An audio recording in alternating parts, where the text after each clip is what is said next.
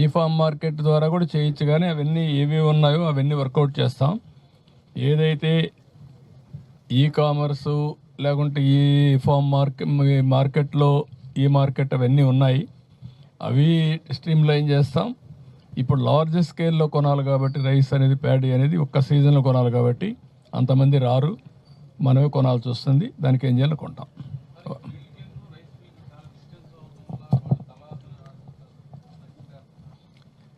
ఇప్పుడు ఒకప్పుడు ఈ ఊర్లో ఉండే రైతుని పక్క జిల్లాకు పంపించేవాళ్ళు, వాళ్ళకు కావలసిన రైస్ మిల్ కోసం, వాళ్ళ వ్యాపారం కోసం. ఇప్పుడు అది లేదు. రైతు ఏ రైస్ మిల్ కావాలంటే నియరెస్ట్ ఉంటే అతనికే ఇస్తాం. It is the preference of the farmer.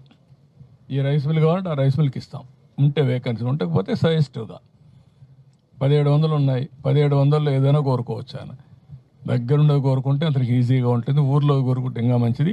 లేదు కొంచెం దూరమైన నాకు అది కావాలంటే వాడినే ఇస్తాం, నో ప్రాబ్లం. కానీ దీని ప్రకారం ట్రాన్స్పోర్ట్ అతను భరించుకోవాల్సి వస్తుంది.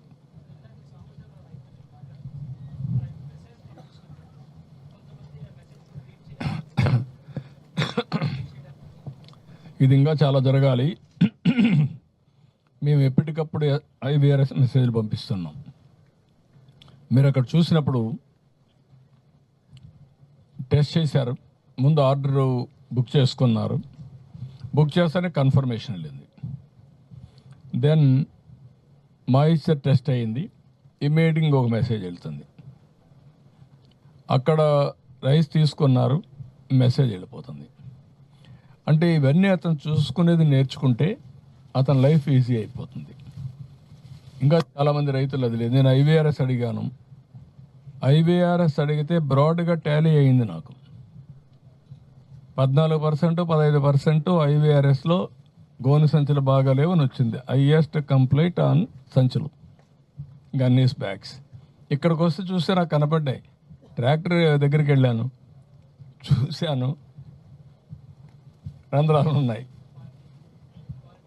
క్వాలిటీ లేదు, రంధ్రాలు ఉన్నాయి, క్లియర్.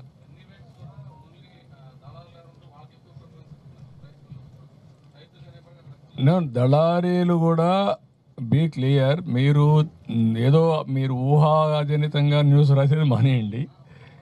నన్ను అది ఉంది. దళారీయత ఎవరికి ఇవ్వాలి? మళ్ళీ రైతుకి ఇవ్వాలి కదా. రైతు భరోసా కేంద్రంలో సపోర్టింగ్ కేంద్రం ఏదైతే ఉందో అక్కడ కానీ ఉంటే విల్ టేక్ యాక్షన్, వాళ్ళే ఇవ్వాలా. ఇంకా దళారీ వ్యవస్థ ఇక్కడ ఉంటుందని నేను అనుకోను. ఉంటే కూడా ఎక్కడ ఉంటే పర్టికులర్ పని ఎక్కడ ఉందంటే చెప్పండి, ఫర్మ్గా యాక్షన్ తీసుకుంటా. నేను రైతులకు చెప్తున్నా, రైతులు కూడా ఏంటి నిన్నటి వరకు ఇప్పుడు ఆ సాంబశివరావు చూశారు, సిన్సియర్గా చెప్తున్నాడు, ఇంతవరకు నేను తెచ్చిన ధాన్యం ఎప్పుడు 16-17% కంటే ఎక్కువ లేదు సార్ తేమ. నాకు తెలుసు కదా, నేను 77 నుంచి వ్యవసాయం చేస్తున్నా, 50 ఏళ్ళు చేశాను, నా ధాన్యం నాకు తెలుసు, నేను తీసుకొస్తున్నానని తీసుకొచ్చాడు. అతనే చెప్తున్నాడు. ఇప్పుడు హార్వెస్టర్ వచ్చింది, హార్వెస్టర్ వచ్చినాక అంతా చిన్న మట్టి అన్న ఉండేది, ఇప్పుడు మట్టి కూడా ఉండేదానికి అవకాశమే లేదు. మేము టార్బాలను వేసుకుంటాం, అందులో హార్వెస్ట్ చేస్తామని చెప్పే పరిస్థితికి వచ్చారు. మూడోది ఏంటంటే మీరు చెప్పినట్టు దళారీలు రాకుండా కొంతమంది ఎవరన్నా మిస్చీఫ్ ప్లే చేస్తే అందరికీ హెచ్చరిస్తున్నా, అందరికీ మర్యాద చెప్తున్నా. నేను అందరి ఒపీనియన్ తెప్పిస్తాను. అక్కడి నుంచి సమస్య ఎవరి దగ్గర డ్రిల్ డౌన్ అవుతుందో వాళ్ళ దగ్గరికే వస్తా. Be clear. గోనె సంచులు ఈ రైస్ మిల్ నుంచి వెళ్ళాయి. ఇక్కడుండే రైతుల్లో ఎక్కువ శాతం హ్యాపీగా లేరు. అంటే ఏంటి? ఇక్కడ ఉండే రైస్ మిల్ తప్పనేటే కదా. I want take action. అట్లా మీరు ఒక పద్ధతి ప్రకారం వెళదాం. ఇప్పుడు టెక్నాలజీ వచ్చిన తర్వాత it has become a very big handy. కొంతమంది హ్యాబిచ్యువేటెడ్ ఉంటారు, జరిగినా కూడా జరగదని చెప్పడానికి.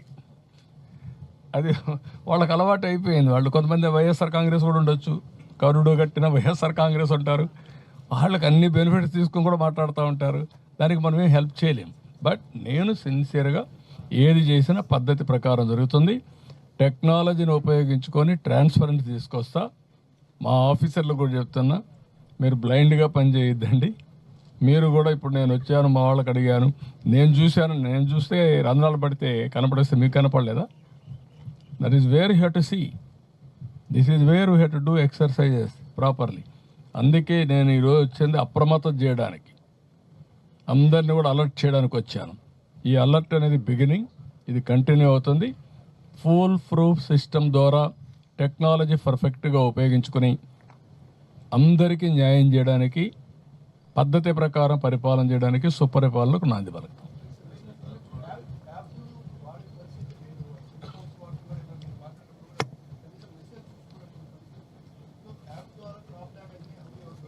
అంటే నేనేమంటాను, ట్రైనింగ్. ఒకప్పుడు సెల్ ఫోన్ వాడాలంటే నన్ను అన్నారు అందరూ కొంతమంది, నేనేదో ఫోన్ చేస్తాడంటే అవుతుందని. ఇప్పుడు ఏమైంది, అందరు ఆయన జోబిలో కూడా, సాంబశివరావు జోబిలో కూడా ఫోన్ ఉంది. బీ క్లియర్, ఫోన్ లేక కాదు, ఫీచర్ ఫోన్ ఉందా, స్మార్ట్ ఫోన్ ఉందా ఒకటి. దాన్ని వాడేదానికి పదే పదే ట్రైనింగ్ చేపిస్తే, ఒకప్పుడు మేము కూర్చొని, నేను రాజిరెడ్డి గారు కూర్చొని దావోస్లో ఆలోచించాడు 95, 97 ఆ ప్రాంతంలో. ఏమని, ఫోన్లు ఉన్నాయి, ఫోన్లు వాడేది ఎట్లా, అప్పుడు ఆలోచించే ఐకాన్ వస్తే బాగుంటుంది, ఐకాన్స్తో. ఇప్పుడు అన్ని ఐకాన్సే. మనకంటే కామన్ మ్యాన్ తెలివైన వాడు 2-3 సార్లు చూసుకుంటే పసిగడతాడు, ఓ ఈ యాప్ ఉంది, ఈ యాప్ దీని వరకు వస్తుంది, దాన్నే ఆన్ చేస్తాడు. కాబట్టి ఇట్ ఈస్ పాసిబుల్. రెండోది, అప్పట్లో ఆలోచించాం మేము, తెలుగు లాంగ్వేజ్ రావాలి, మాతృభాష రావాలి, వచ్చాయి. ఇప్పుడు మా వాళ్ళు ఇంగ్లీష్ పెట్టారు. నేను అందుకు అడిగాను, ఇంగ్లీష్ ఎందుకు పెట్టారు, తెలుగు పెట్టండి. తెలుగు పెడితే చదువుకుంటాడు, అలవాటు అయిపోతుంది. దిస్ ఈజ్ అలవాటు చేయడం. మీరు కూడా ఏంటంటే ఏదో దీనిదంటే ఘాట్లు కట్టేయమంటున్నారు, అట్లా కాదు. వాస్తవాలు కనుక్కొని రాయండి, వాస్తవాలు కలిసి పాయింట్అవుట్ చేయండి, ఇక్కడ జరిగిందని చెప్పండి, యాక్షన్ తీసుకుని చూడండి.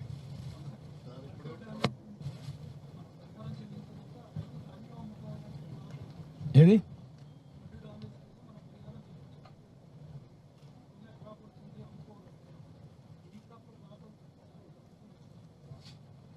ఏ పంట?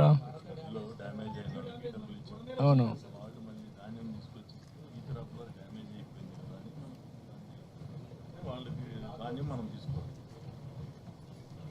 ఓకే. అది ఇచ్చినప్పుడు కలెక్టర్ గారు, బాలాజీ ఏంటది?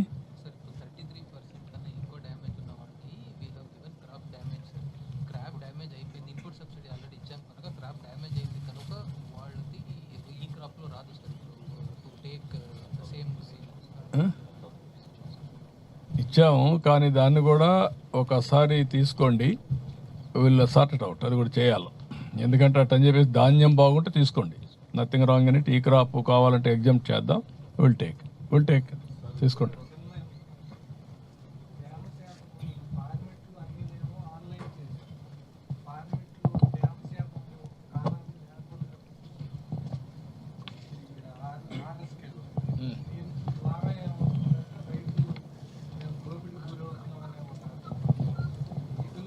అంటే అది కూడా రాయాల్సిన పర్లేదు.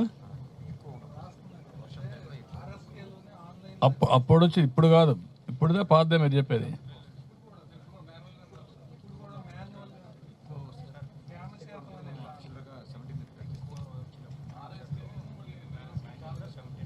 నో, నేను అడిగేది అది అయిపోయింది. ఇప్పుడు వారు అనేది ఏంటంటే ఆటోమేటిక్గా ఎందుకు ట్రాన్స్ఫర్ చేయకూడదు అంటున్నారు. You transfer, will do it. Manual, I am talking about manual entry manipulation. Why you are doing manual entry? Don't do it.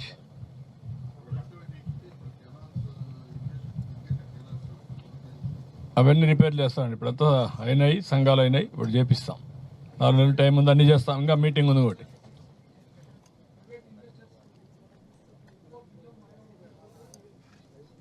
ఎక్కడ పెద్ద ఎత్తున రీసైక్లింగ్ జరిగింది, దాని మీద పెద్ద ఎత్తున ఫైట్ చేస్తున్నాం. చాలా ఉన్నాయి, అందుకని దాని మీద కూడా శ్రద్ధ పెట్టాం. ఆల్ కలెక్టర్స్, ఇప్పుడు సిబిసిఐడి ఎంక్వైరీ కూడా వేసాం, పీడీ యాక్ట్ కూడా తీసుకొచ్చాం. ఎట్టి పరిస్థితుల్లో 100% విల్ కంట్రోల్. నేను ఇక్కడ రైతుల్ని, కన్జ్యూమర్స్ని ఇద్దరిని కోరుతున్నా, ఫార్మర్స్ అండ్ కన్జ్యూమర్స్. ఫార్మర్ నష్టపోకూడదు, కన్జ్యూమర్ వినియోగించాలి.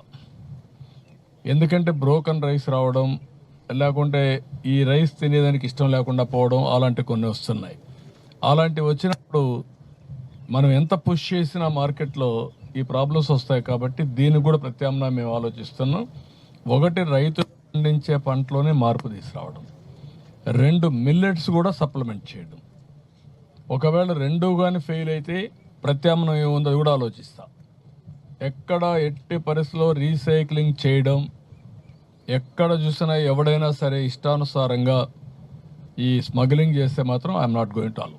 We are very firm. Manohar garu కూడా పోయేసి I'm very happy. Will ruthless, దాంట్లో సెకండ్ థాట్ లేదు. ఈ రాష్ట్రంలో స్మగ్లర్స్ అనే పేరు రాకూడదు. ఎవడైనా సరే లాలూచి పడి ఇష్టానుసారంగా చేస్తే మాత్రం I'm not going to allow anybody in the state.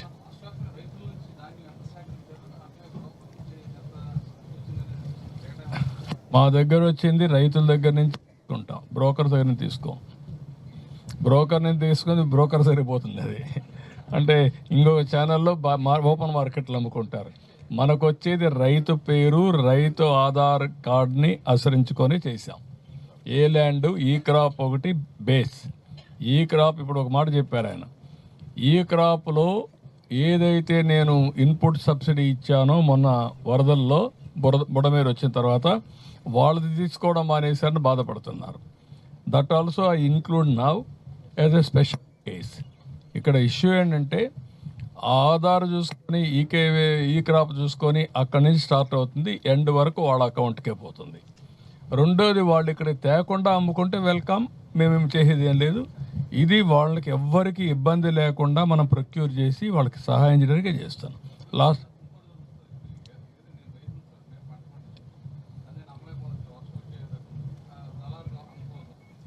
నేనేమంటాను, అది జరగడానికి లేదు. అది జరిగితే చెప్పండి, విల్ టేక్ యాక్షన్. జరగడానికి లేదు.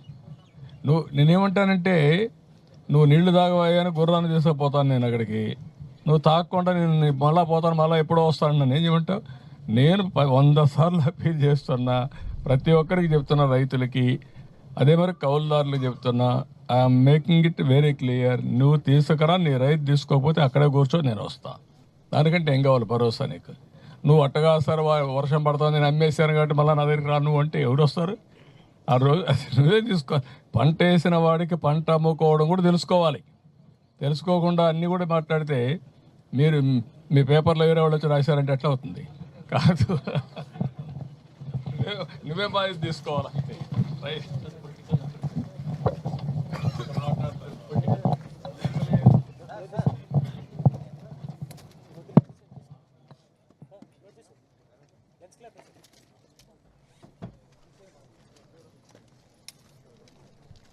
ప్రకాశం తీసుకో.